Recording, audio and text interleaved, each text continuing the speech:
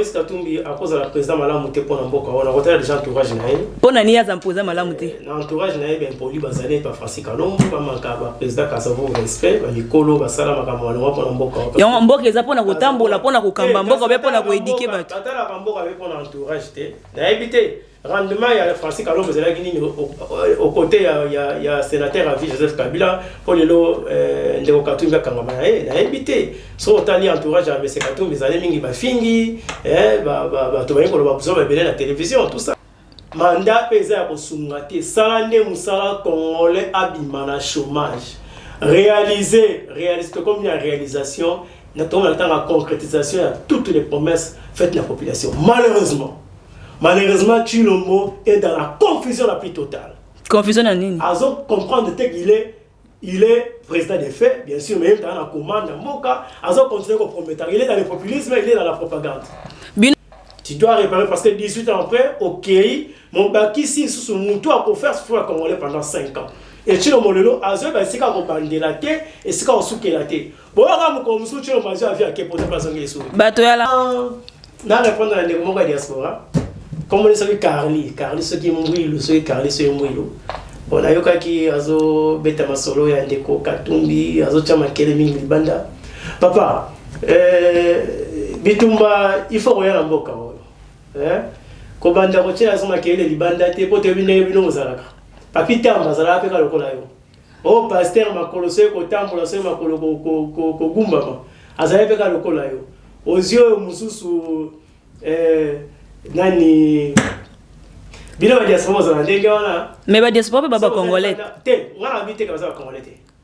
La guerre c'est à l'interne. Baza pe na droit. C'est à l'interne. Aya awa so lingi combat politique au lingi bitumbo kuna pona mboka yaka awa na terrain tiko chama ke ile libanda parce que vous allez ndenge wana lobi so awa komina yo ozoluka barex kaza ba ibe ndenge wana yo dolo obani wakele et puis ndeko.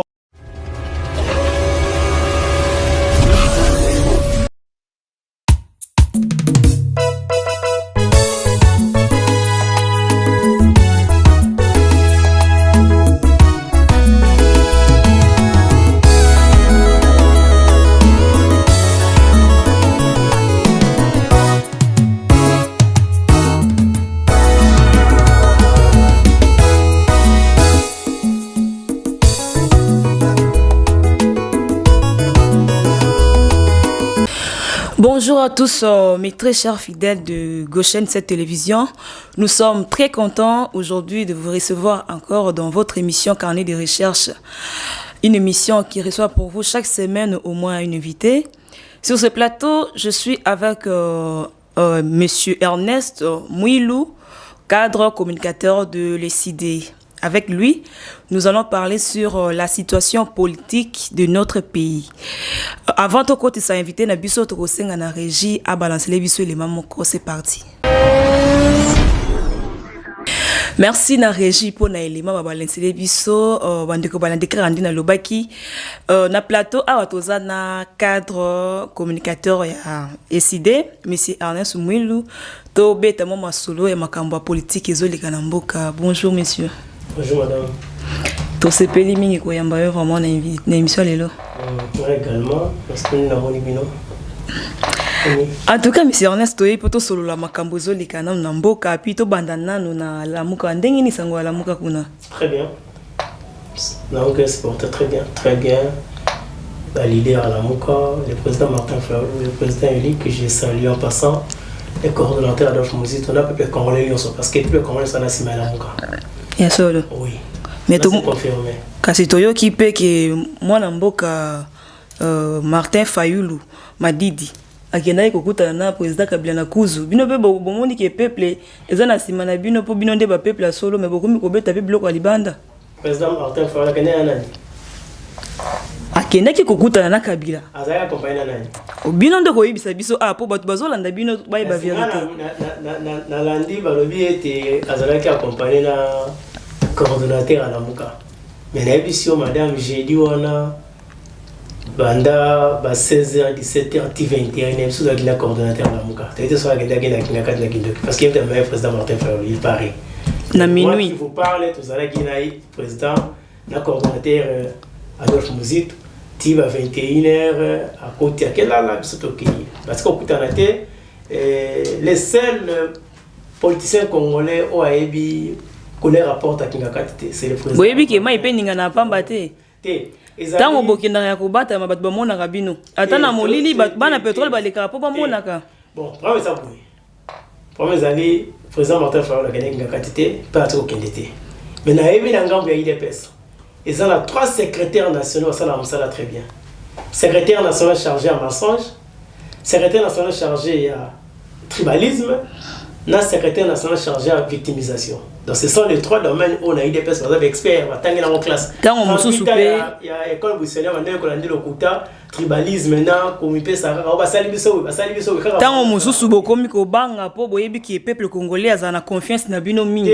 Yango bokomi okende na kuzu ya ko bata ma po batu ba yeba te. Donc moni bino na époque ya président Kabila tango mwana mboka président république akendaki kokuta na monsieur Kabila mais bino bo panzaki sango mais oya bino bokomi ko bomba bokomi ko boya po boyebi ki peuple congolais a aussi na confiance na bino bokomi ko sala ba politique ya ke kokosa batu na sima lukuta chilo motanga kenda kutana Kabila sans tout le président lui Martin Fayulu azalaki na Faden House wana jour wana bozoko sa makambo wana ba kina secrétaire national chargé à jeunesse Serge Welo bazaki na photo zali ba image zali malheureusement bino côté na bino toutes les accusations portées contre le président élu Martin Fayulu on n'a jamais présenté les preuves et je vous informe madame que Martin Fayulu a fait un mouvement vers Moutouté mais ça n'est pas un mouvement vers Martin Fayulu. C'est ça la vraie information. Parce qu'ils savent que l'homme sur qui tous les espoirs congolais ils allient de l'eau, c'est sur moi la Moka. Le mouvement Martin Fayulu. Tous les leaders, tous ceux qui ont compris que dans les veines, il y a Chilombo, c'est la trahison qui circule. Dans Martin Fayulu, Dengue. Toyoki de bakendaki kuna na Kingakati kuna pona ko solola te toyoka ki bongo siko soki pe ebimi pona tour ya Chilombo pe bolobaka ebima ki pe soki siko pe ebimi clairement ki akenda ki boko expliquer na peuple congolais. Président Martin Fayulu azali na soutien total à la population a ke lukali na Kingakati ça c'est de 1 de 2 Chilombo kena ko luka pouvoir ki moyibi na Kingakati aujourd'hui le pouvoir n'est plus à Kingakati pouvoir ezana na boko ya congolais oazo senga Chilombo akende mbangu akende atikela ye mboka po moto ba waponaki moto azali na vision pour développer mboka oyo a mema mboka oyo azo mukumba na c'est le président de Martin Fayulu okaki même mokolo o bakino atambola ki makolo parce que transfert ekité wana yeba nini Chilombo kende obomi mboka Chilombo kende bomi to mona ezalaka bongo na ba président nyonso ebandi lelo te na tango ya Kabila pe bobondeki ko sala kaka bongo te biso to kenda Kingakati te pe to kende te bo soka wangana bo ata kutu bo wangani ata bo wangani boyeba ke ata molile koti moya aka ko bimisa makambo nyonso lelo bokomi ko boya président Martin Fayulu aki Kingakati place yo kende ko monaki malamu soko musi moninga ngakendi yo ezamabe c'est que Chilombo ayebi mabe o ya sala ta ngana Kingakati lelo bino na lamuka bozo wanga na nyonso bozo linga bobima bata malamu bozo linga bobima parti o eza malamu koleka ba parti nyonso biso to wanga niti soki de vérité mutawanga na zamu to sali mabe soki lelo bino batu ya ndeko Chilombo akutana na ndeko na ye Kagame bazalaki na elobi babaloki solo bazokutana susu nani ayebi basolani mais yaza mokonzi ya mboka mais bino bobimisaka kaka oya Chilombo ala président de fait bobimisaka ya baninga asolani na Kagame akapesa Kagame soki $2 millions pour un tremblement de terre et tout ça qui était côté Rwanda côté ba congolais côté ba zanzala ya bino oya bino bolobaka te bobimisaka ya Chilombo siko ya Chilombo bolobaka ya Chilombo bolobaka bobimisaka ngo po congolais nyonso ayeba me ya bino bozosa na kuzu lelo bokomi ko boya bokomi ko éviter ba parti politique mususu bokomi ko se faire écarter donc boza na parti na bino moko ba parti ya malamu po peuple congolais ba mona ki boza malamu ndenge bomi lobaka siko lelo ki mwana mboka Vital Kamerhe abimi na prison et qui yake alingi a sangana na parti mususu nde tozo yoka ezoloba make a rolinga longwa na côté ya cash po asangana na batu mususu nde ti bandeko mwana mboka Moïse Katumbu bien Jean-Pierre Bemba soki pe Martin Fayulu akeko sangana na PPRD kuna na président Kabila bino boko boyango biso kendaka te baonde o amoni ete alinga sala enfant prodige à reconnaître Mabé, à reconnaître Nzela Mabé Kendaki, à Ningazon à la Mouka, les portes sont grandement ouvertes, mais ils sont parce que la Mouka des peuples sont organisés pendant. Enfin pour dire Jean Lenan. Ils à la Cameroun, ils à la Bemba, ils à la Katoum, ils à la Kabila, parce que la Mouka c'est le peuple. Or Kabila fait partie de ces peuples-là. Même Yemoro Chilombo, c'est un enfant prodige. Président Martin Fayulu depuis les États-Unis a fait ça pardon à Batu Nyonso. Parce que c'est aussi la combat la vérité, c'est aussi la combat ya Congolais Nyonso, ils ont y compris la carte, dès que ça va traite, toyina kamutute. Alors les portes il y a la Mouka sont grandement ouvertes. Na enfant prodige Nyonso wa gomo na été. Zana kenda ke zaki mabe, na songi la bande ko ngai, to koyamba. Bilo bozo yamba enfant prodige azoluka te mais la Mouka nde azoluka batu po mwana mboka akenda ki ko luka mokondi président Kabila kuna po babeta masolo ya kati lelo soki pe aye bondima ke basangana soki pe Martin Fayulu andimi basangana na PPRD bondima yango po bino bo wangana ka mingi na ngambu ya la Mouka ezali mama bango baza pa na nde ba kozonga na ba bunga kinzela mobota boya ta koyamba bango ndeko Kabila bunga nzela akozonga na la Mouka ndeko kamera bunga nzela akozonga na la Mouka ndeko Chilombo ndeko Bemba ndeko nani Katumbi akozonga la Mouka la Mouka ezana babunga kinzela ngo wapi babunga nzela tango banzela baza kuna za malamu te kaka na la Mouka nde malamu façon de faire na bango nde bungisi bango nzela babunga nzela na zolo bana makanisi parce que makanisi ya leader yo sozali ko défendre l'intérêt ya mboka nae pe ko défendre école nae mais tant yo bungi na makanisi wana okomi ko sala o ya yo sot intérêt ya yo to ya clan politique na yo to ya bapaya nde bungi nzela total ndenge ko Kabila a dirigé la discussion to moni eta bungi nzela parce que a servi population te ndeko Kabila Chilombo 3 ans azo diriger a bungi nzela parce que azo servi population te ko bungi nzela na sens wana lorsque tu t'écartes ya ligne de conduite au ba perdre l'indépendance ba Kasavu ba Lumumba ba Mulele ba Gizenga ba Kalonji ba Chombe ba Zaki nango ligne de conduite wana ya ko sala Congo une grande nation na Afrique et na concert des nations. Tous à la respecter, tous à la considérer. Bandeko Oyo, 18 ya Chilombo, ya Kabila, na 3 ans ya Chilombo, et ça y a Kobunga Nzela. N'est la sens na zolo ba makanisi ya wana. Président Kabila, à l'époque, tant Bozala qui va opposer Binonyon Sona, côté ya Pepe, ya IDPS, Bobandaki Kolobakeye, Azo Kamba Malamuté. Lelo IDPS pe bakomi kokamba bazo kamba malamu te bino na la Mouka kuna soki bokambi nde bokokamba nyonso tozozila na Kongo ebonga bokobongisa nyonso wana. Le problème c'est quoi? Constitution lobby était mandat il y a mon konzambo qui ezali 5 ans une fois renouvelable. C'est vrai que ceux qui le long de ko faire le pouvoir a salé des mandats à cause ça comme ça Congo te. Mais ceux qui tozali 80 millions de Congolais et qui ne ko faire na 5 ans. Abimisi ne fils que 3 millions de Congolais, 5 millions de Congolais, 10 millions de Congolais, la pauvreté. Assumé déjà, au Yakoya na Simanae, abandonner ce comme la pauvreté, la chômage, à continuer. Mais l'autre talent ne continue à se faire le moment où il faut qu'il ait à tiki Congo place. Les alités, mais alités, à côté professionnels de la santé, le a grève, à côté plus de 200 000 nouvelles unités à EPSP, bah foutamité. À côté le salaire avancé, il y a un soldat qui a 400 000. À pesité, donc à ticket le côté, il y a un seul qui n'a pas de le président Chilombo a réélu en 2023. Mais on a dit à Tabariva, encore révéler qui me colote. Oh, on a zomo n'est pas nabino eza lokola. Natango ya Kabila, botelemi Kabila longo. Chilombo aye mwana mboka Chilombo malamu te bino bozoluka nini na kati ya la Mouka po na tuna no la Mouka na bino kuna eza ke soki lelo bokomi ba président ale mwana mboka Madida komi lelo président république nyonso tozozela ekokokisama po bino boninga kokosa bato na maloba na bino bozosala politique na bino pona ko benda intention ya congolais bandimela kaka bino mais bozosala mabe na CCC bazoninga koyeba ngo te pona nini madame. Donc, au tracé, ce que nous avons aussi faut bien dire, donc on retracer parcours Yandeko Martin Fayulu m'a dit à sa parvenité.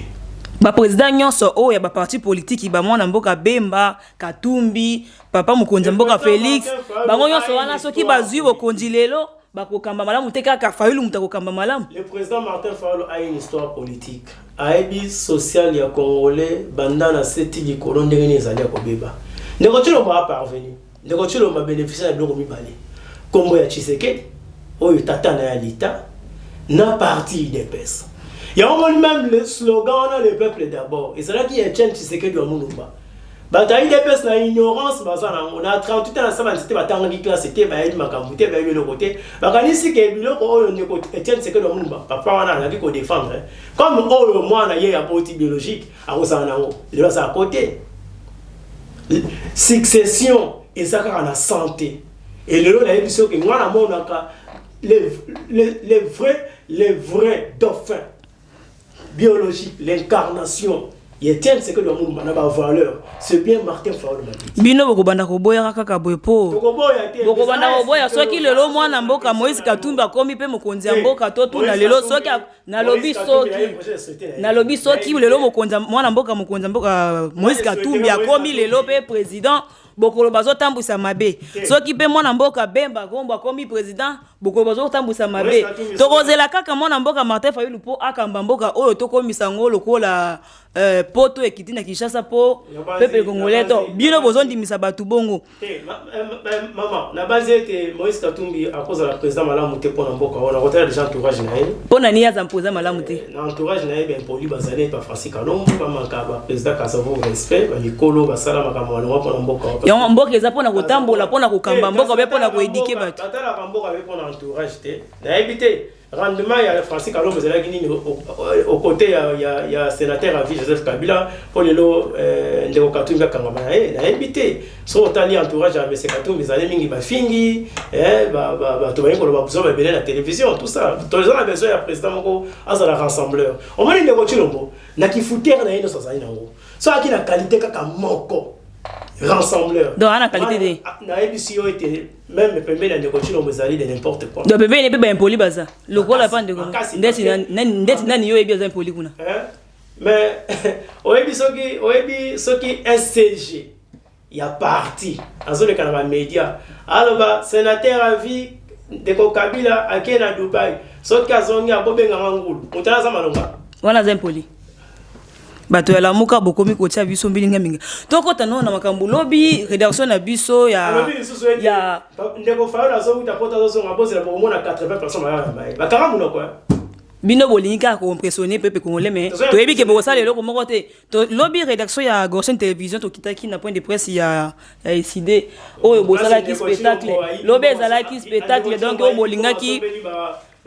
spectacle bosala ki lobby po congolais nyonso amona ki lamuka ndeza partir malamu na kata ya RDC donc o to mona ki lobby bozo telemela 500 jip ya ba député est-ce que zamba la liboso na mboka oyo à l'époque ya 2006 président Kabila après ça qui peut dire na ba député na ye ezaki na chaîne de dépenses siko soki lelo yo président pe alinga sepelisa ba député na ye po batambola makolote mabeni ni bino bomoni wana bomona ka mabe partout ata malamu bisike za bomona kaka mabe ce qui est vrai que tant ndeko Kabila apesi asomba ka ba jipe pour ba député ndeko Kabila asomba kité gouvernement ndenge dotaka ba député ba jipe parce que c'est toi qui est en opposition.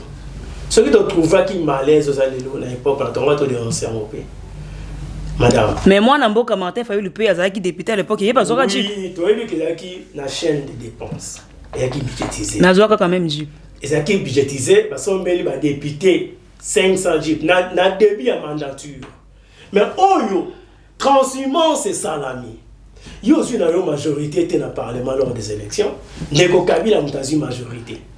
Boza na cohabitation yo bani ko korompaka ba député moko bakati sana ngambu na yo na jeep na manœuvre na non jeep té mbongo basali calcul presque chaque député na baka mokolo wana député moko azui à peu près 135 000 dollars jeep y compris na kati bon total en ndeko Tshilombo azui pouvoir en 2018 ba nommé président de la République. Non, il y a Zoa qui était banoma qui est. Président Kabila pe azwaka te banoma qui est. Et pas na bino ba président so bazwaka kaka te banoma ka bango. 2006 ndeko be mtamtaswa ki élection. Nani abe malma le père son âme a ebindenga asala arrangement to gagner des tours. D'ailleurs la premier tour ndeko be baswaka. Je vous assure. Nous avons des preuves. Moi personnellement j'ai des preuves. que ndeko Bemba zoka na premier tour parce que la manigance va que la deuxième tour pour ba balancer tant ndeko disait ngana nzango mutu ba ina sima Kabila parce que moi calcul numérique ba ko ça peut que non Kabila a gagné. La deuxième la 2011 en fait c'est que le Mulumba a gagné qui Kabila tout est bien très bien. Et la 2018 ndeko Faoulou plus de 102%, ndeko Ramazani a lundi la 16 puis ndeko Chilombo 3e na 15.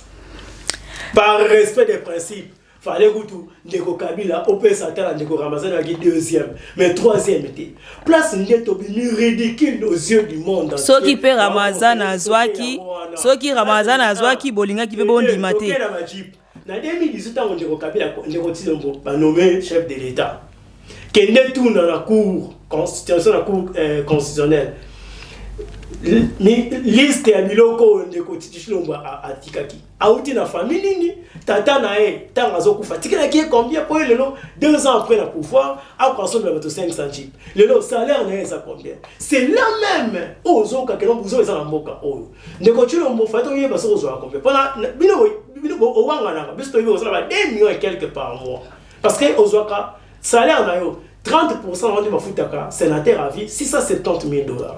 Bah professeur d'université qui m'a komaka mon konzambo yo le état de droit oui zoa salaire bandana yo tina les derniers des Congolais au salaire dans l'état de beni huissier zoa be monument ba salaire na bino non so bocha on a journal officiel to ba qui touche quoi à ça la rote pour l'année c'est yembo on ressemble à la 500 jiba ko zo ngwa bechilo eza gouvernement poyolo eza gouvernement eza gouvernement ndenge mokonzi ya mboka mwana mboka Joseph Kabila pe apesaka na gouvernement na ye ba député na ye pesa mbongo oyo pesa gouvernement mais bino bozondima te boza kondima kaka te ba propos mboso ils ont fondé que c'est de la corruption parce qu'ils allaient dans le chef de l'État. Dans le chef de l'État, oui, et la poche, oui, dans ma coquine, en tout cas, la zone la corruption na kati te bande ko bantola na nanu élément o ndenge rédaction ya Goshen cette télévision et kitaki na siège national ya ICD pour na point de presse donc c'est parti.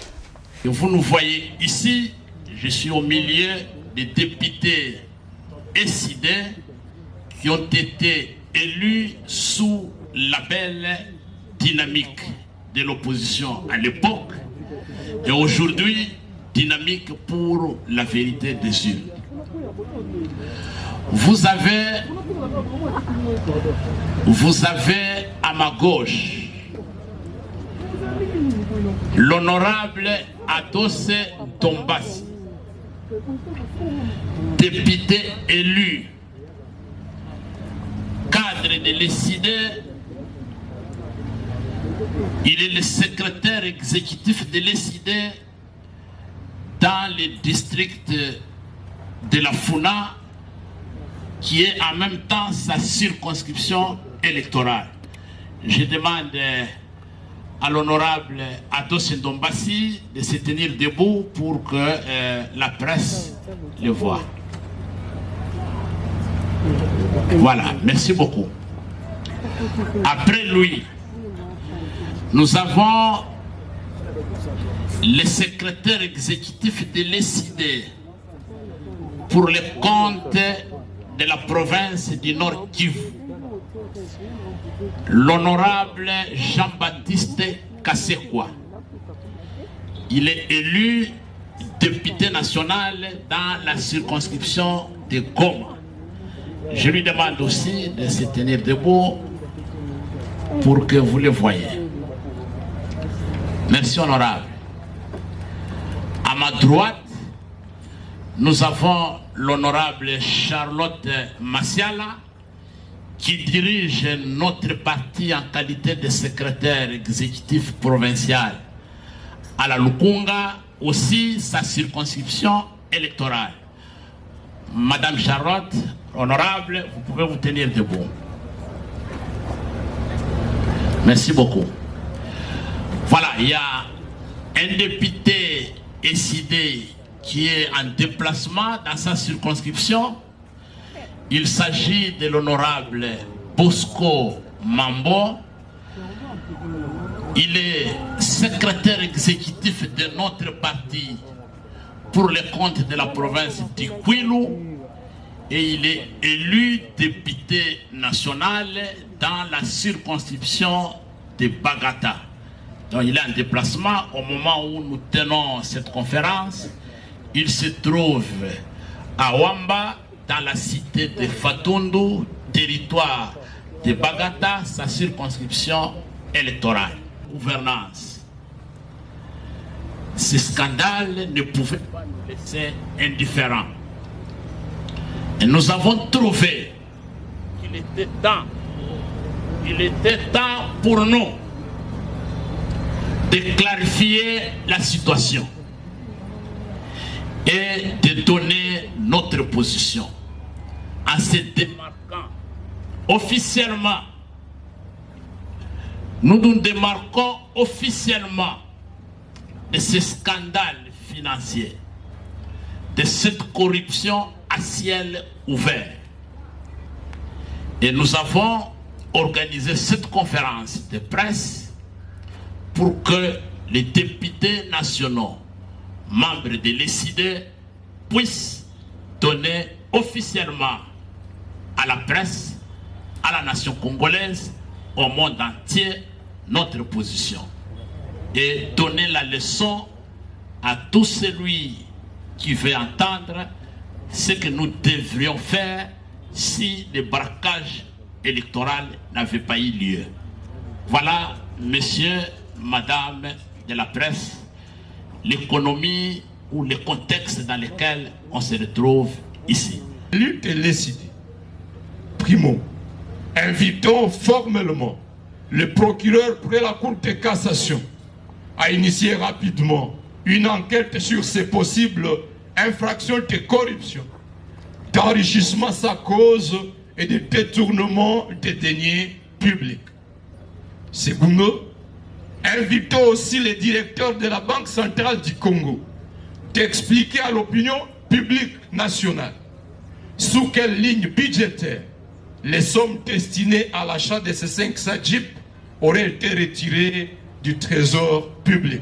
wana ya policier na banda bitumona depuis Kagame face à face na défilé na Canada en 2006 na Kangama na lemaki te na yaki awa na bundi bitumona Assemblée nationale na 2011 alukeli nga makambo fale kisanga balobi amimisi ngai makasai na ozonga Canada tolu nanga bakunda wana ozonga te lakisaki bango carton rouge na Assemblée nationale alobi ke non na bundi bitumbe biso tozali bana tozolanda lokolo ya président na biso commandant du peuple. Oui, du commandant du peuple, un certain 19 septembre 2016, la marche pour nous tenir une élection dans le délai, le président du Martin Fayoulou a joué à projectile dans le moton. Ils n'ont pas boumaïen, ou deux bimara koufa. Est-ce qu'elle est mariée pour la ligne de ce tour? Vous voyez, Bissa, bateau, tandem, il y a Kabila. Bandeko balandi, oh, bauti kolanda wana, tozalaki na centre ou bien siège ya ECID. Bisika wapi basaki point de presse oboyo ki wana azali secrétaire général monsieur Devos Kito Konde aza ko expliquer wana baza contre ba jeep oyo mukonja mboka alingi apesa asunga ba député na yepo batambola makolote bango ba traiter yango lokola corruption mais ngana yebite soki corruption neza place nini il faut pas ça dans le peuple. OK, aux commission pour le changement de mentalité mais au grand corrupteur. Faut le avec les peuples. Bozana ba preuve. Mais ma preuve est en haut, tu m'as preuve en Tengenini. T'es na mikanda. Oh, mais 500 jeeps essayé, et ça rapporte.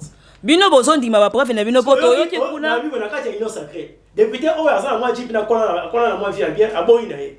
O muso akona na vélo ezaki okanga ba chambre ya na mboka kuna binga ozaka ba jeep. Tozo ba mo ngazo ba komi ko. Bato ala muka ba komi ko sala makambo poto mona bango pembe makasi donc baza na tashi te mais tozo zela toyoki wana ndenge bomoni bino moko ba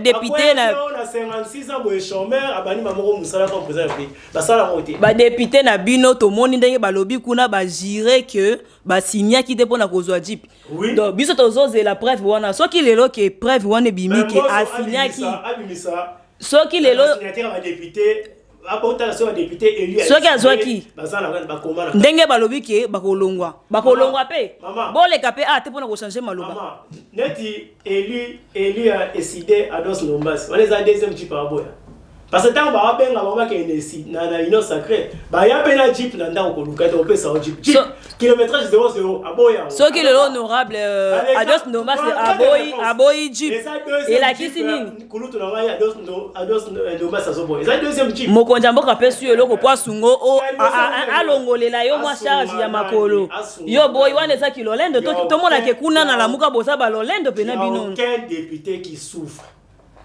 mandat pesa ya kosungate sala nde musala congolais abimana chômage réaliser comme une réalisation notamment la concrétisation de toutes les promesses faites à la population. Malheureusement Tshilombo est dans la confusion la plus totale.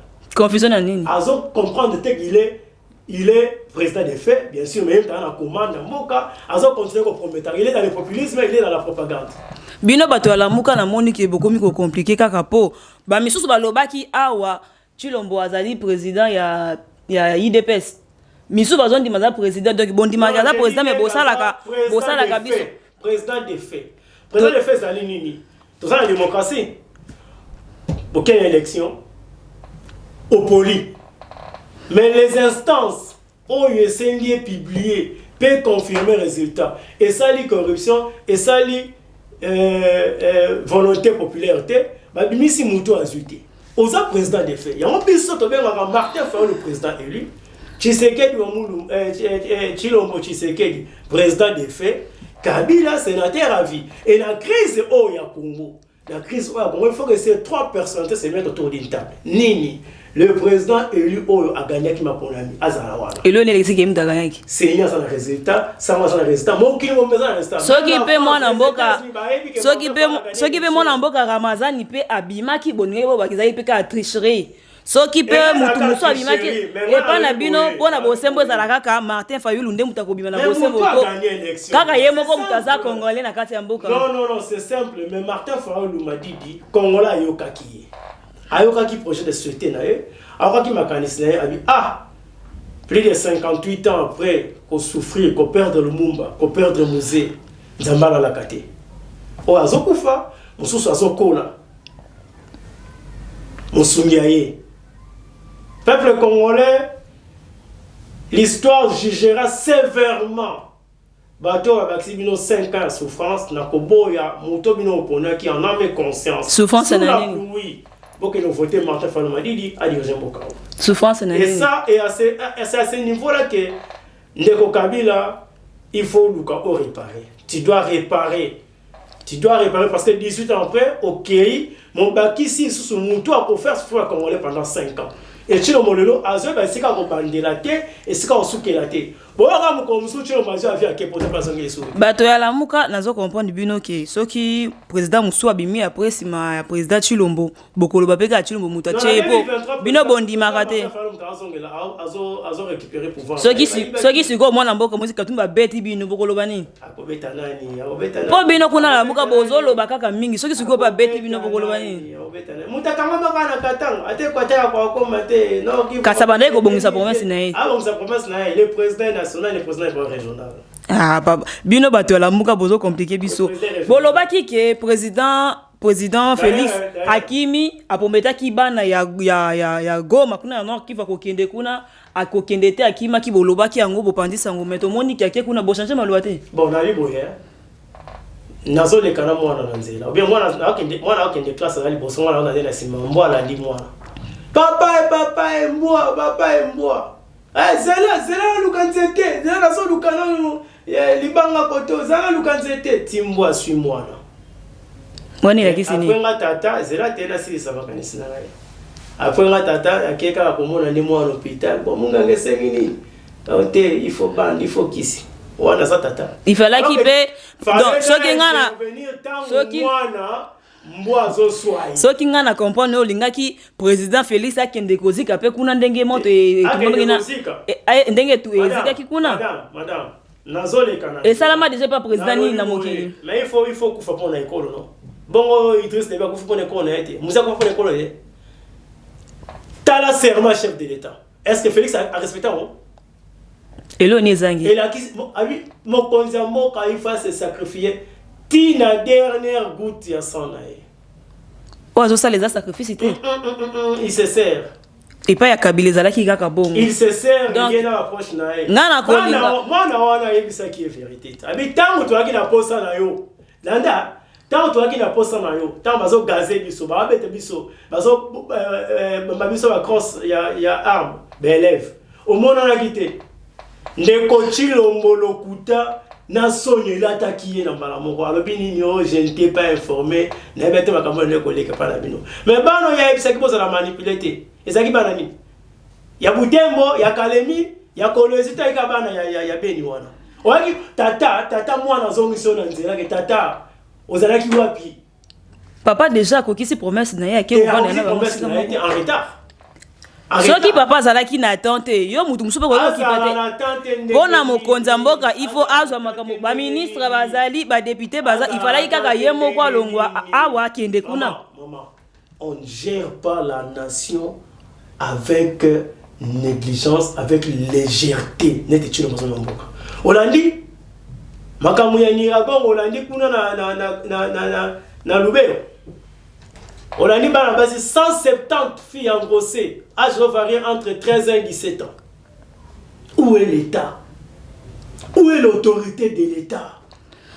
Soki lelo mwana mboka Martin Fayulu akomi président nga na kolanda bino bisika so bokokini na koyana bino awa po tobeta masolo ndenge ni Kongo kokoma poto ndenge ni ya kobongisa po bino bato la muka bondi makate makasi ya kolobela ba congolais okomona kanga na bolobela ka ba congolais te boninde ko contredire bola monyoso ya baninga bazo sala soki nalali na lamuki na pensaka na congolais oyo azali esika moko quelconque azana pasi azana problème azana difficulté mais bazoyo kaete nde nazwi likambo wana po aza congolais lokola ngai apena bato lokola ngai na ye koloba yango bino moza ko diriger lelo bien que ça pouvoir de fait je souligne il y a pouvoir de fait c'est-à-dire au gagnaté chilo mazaka conscient ka gagnaté ndinga za wana vous savez madame avant proclamation la solo na cadre mo ka IDPS ayi singa na ire ne bogani bosolo na bino pe to solo na to benelite do bokina okuta pe na babutu ne bokuta na kuzu wana po soki bosolo la wana bokuta na kape to solo itoné ko parler sur ndenge élection il qui tout ça ces cadres j'étais les noms parce que kuneza la kabaya beta ipamba kuna brutalité kuna zali violence kuna za barbarie ata pona kobeta te na comprendre que bokuta na tolérance il y a quoi accepter avis contraire na ile personnalité on va dire oh tu vas bêter journaliste oh tu vas menacer mutu soko lobby comme ça contraire na bango oza mongona est-ce que bandi lelo politique bandi lelo te mon réaction oh il dépend ça lelo na 18 à Kabila te tout ça na sincère lelo bondimi 18 à Kabila bande ko balandi bozo yoka lelo bondimi 18 à Kabila peuple azo bela Kabila kende poto moni pasi bazo kati ba uti sound makolo bazo ya ba comme message ya PPRD a na sendre on va PPRD ba beti ba to moni no bona bino na lamuka bo bande ko bundisa pe kibokonji ya Kabila bolobaki azotambusa malamu te yepe ba votaki yebe batiaki ye réaction militaire ide parce que ça le barbarie soki pe aibisanga boye na 2018 na silisa makanisi na ngai bande ko bazona na bazona posa na yango aibisinga bien Ernest bo gagner biso na urne ils étaient convaincus qu'il fallait gagner côté bozwaki na kuzu etikali siko na négociation nde bakendaki epa ya Kabila mais dans la réaction de ba misopa mokolana tango ndeko chilo mauti kingakati aye abani ko chaya ba poudre mais c'est na publié monde ba misopaki ba ebaki o mama salaki kuna peto mona ndeko Kabila ya na ndeko mama Olive bani boazo naviguer na téléphone ndeko ta mère na ndeko chilo mbaza ko fuka bazo c'est là-bas signer contrat et pas ndeko Kabila les images sont là kingakati ya président Kabila nde elakisa makana président Félix mais oh ya mwana mboka Martin Fayulu nde babata makana butu pona mini batu mingi balala banjele ko omoni njela kingakata na butu ko maka polele tango ozoleka mutu kesolo mutako mona azate bino bosala ka biloko cash nana ko filmer kuna bokeleki ko sala cash yango bobanga ki bobano yango makambu ya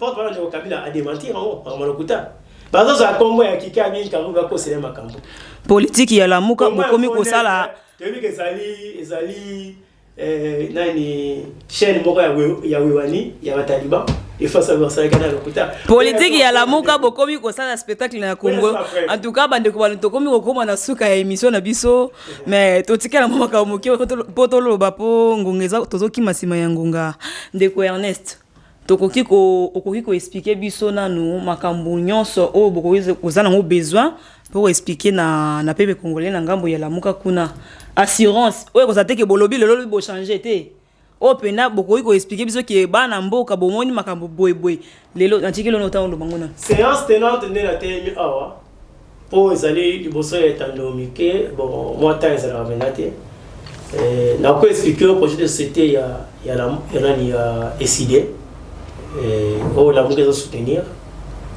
investir dans l'homme congolais pour un Congo digne, prospère et fort. Maintenant, nous travaillons autour d'une vision. La vision, c'est le chef de l'État. Si vous avez un mot chef de l'État, la vision c'est quoi? C'est l'union sacrée. Donc, cacophonie. Cacophonie. Et puis, vous savez, quand tu n'as pas aidé mon week-end de vos caméras, bah bien gagné. T'as un côté Zamba, puis n'a pas. Bah non, ça est non, sur la caméra, dans ça. Ça là, signal. On a fini à de communiquer, on a dit, il y a signal. Mais quand on paye la signature, la signature. La Mouka, Nanzela, il y a SID, il y a Nouvelle Élan. Nous disons qu'au Congolais, c'est encore possible.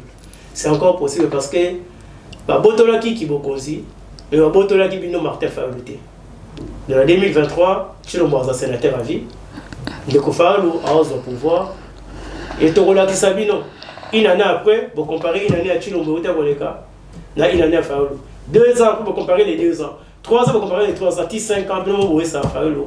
Continuez les mandats. Et j'ose croire que ceux qui ne vont pas faire 2 mandats, n'est pas ébellier. Tous en démocratie, et le but des mandats, comme on l'a à faire la quête. En tout cas, Ndeko Ernest, makambo na les topé pour perdre espoir la lutte continue. Toko bengana mutno so so déranger Congo lelo toko bundisa tina suka alemba. En tout cas, je suis sûr que et puis mboka ke boso parce que faut penser lobi toko tika ni la génération la biso. En tout cas, je suis sûr que nyonso o promettre bana Congo wana et kozala bongo po toyoka ki kuna akendaki kinkati bowangani bakangaki pe na IGF na bakati bowangani nyonso boyosala ko wangana ba député ba signaki pona ba di bowangani be bandeko balandi nyonso tozoloba awa na yebi ke tout asima bokoyoka ba suite na kaka apo na gauche cette télévision tolobaka ba information solo to sa lukuta te soki mutu alobi lukuta na to kozongela ye po apesa penda o eza ya solo. En tout cas tokomi na suka ya émission na biso Ndeko Ernest soki okobakisa bien likambo ezate na clôture likambo ezali lelo bandeko ya lemba kisenso fallait tokutana to beta masolo ya nzela na bisone ba abandona na kometaki bino ko kita lelo na équipe ya Goshen 7 télévision mais na poussi à moment liboso parce que toza ba cadre ya mboka biso tozo respecter mibeko ya mboka par rapport ya Covid na mo makambo misusu ya ona ngaki na mabongisi za malamu donc tata bantela parce que tozana innovation mu les ongi na boyeti na les susu ba mort na décorer ba mort na ba base na wana kisenso la route banda campus ti matete ils ont abandonné ils ont délaissé président candidat unique na vice-président de l'Assemblée nationale honorable Jean-Marc Kaboun a gagné comme ça le tourisme na eto rwanda le cas tali a kosi ne pas encore ça bon rien ne fait jusque là donc to kitato ko kota le ko ana to beta susu lela ko ba kozi ba bazali censé ndeko kosa kibino ni obozela ki pa ko kisango ba kosi bino wana akosa ngate ponga na bi Jean-Marc Kaboun za député akosa le côté pour na makambo ya nzela akosa le côté alors c'est le côté peuple va continuer encore ça makanda ngaya ça bon ça le côté parce que azan est le côté à ça donc na moni que yo pose là qui penda promesse na parce que c'est là qui na dit que na IDPS za mboka ba promesse même ya bible ko kokisama mais bango ko kokisama te na ozela wonde mini so que yo ka kibongo ngako lobate donc ko ozela ki yango na rappelé ki bango en tout cas alors bambote na base ya la muka na kisenso na Banzalemba Livulu Salongo maman na ngai boyebi na saki bino da avant la émission bon continuer koteka bon souffrir pour mutazo na so ni biso souffrir mais mon position qui a solo Martin Fallou Madidi azui qui me considère biloko boteka na ekokita nango poto okota wenze moko biso sona bandeko ya IDPS maintenant comprendre ba kotela chino moko ngande pas souffrir koleka kaka nde mona biso donc makambo kozonga nango en tout cas c'est la fin. Les policiers, les militaires, les enseignants, bah salaire au bourré fakana pour supporter après 2023 tant on fait la zoya aux salaire mais n'attendez rien avec Chilombo. Tokozala na bino en tout cas. Tokozala na bino ba promesse na bino nyonso o bozo pesa tokozala na bino tango bobanda kokosa bana Congo.